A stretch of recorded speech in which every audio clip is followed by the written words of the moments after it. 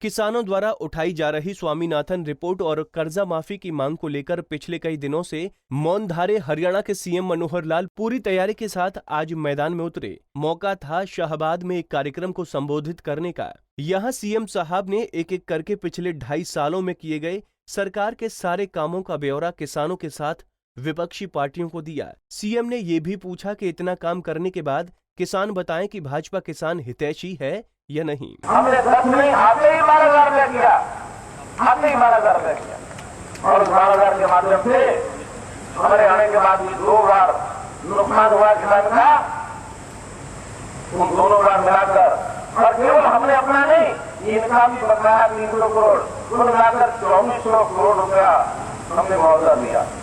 2400 करोड़ रुपया मुआवजा पिछले 48 साल में किसी की भी सरकार नहीं है, कुल मिलाकर के 2400 करोड़ नहीं हुआ, 48 साल में नहीं हुआ, हमारा 2 साल का 2400 करोड़ रुपया।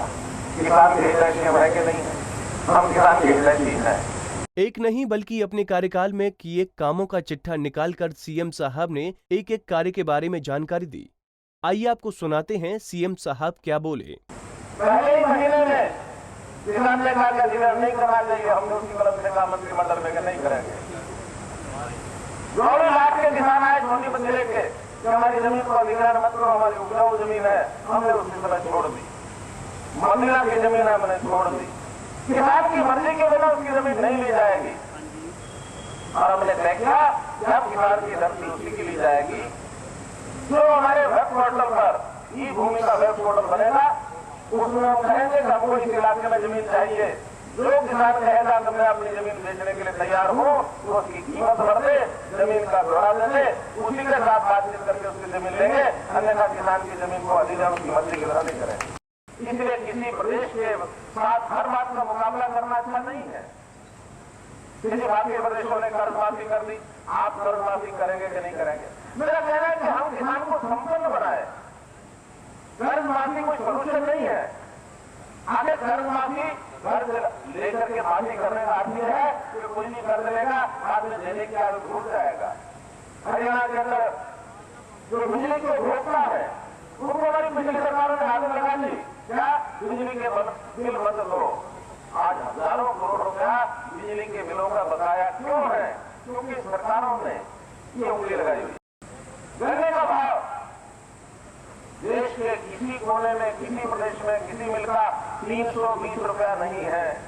Haryana is the only state, Haryana एकमात्र राज्य है जहाँ गन्ने का भाव 320 रुपया क्विंटल है, हाईएस्ट इन द कंट्री। और कीमतों गन्ने के भाव के कारण से जो हमारी पेमेंट है, जो हमारे भुगतान है, वो हमारे मंत्री जी ने बताया कि आज केवल पिछले 2 महीने के गन्ने का भुगतान बेशक रह सकता है, इसके अलावा पिछले साल का सारा भुगतान हो गया है। इस साल का भी एक 50-60 करोड़ रुपए का कुल मिलाकर भुगतान बाकी है। 0 बैलेंस। अभी मुझे बता रहे हैं कि 0 बैलेंस आज एक भी किसान का कोई गन्ने का पेमेंट बकाया नहीं। किसान ने कहा कि हमारे ऊपर जो कर्जा होता है उसका इंटरेस्ट ज्यादा होता है, 7% इंटरेस्ट है। केंद्र सरकार 3% का छूट देती है, हमने आते ही 4% छोड़ दिया कि अब किसान को जो लोन मिलेगा फसल का लोन वो 0% इंटरेस्ट पर होगा, जितना पैसा लेगा उतना जमा कराएगा, कोई इंटरेस्ट नहीं लगेगा।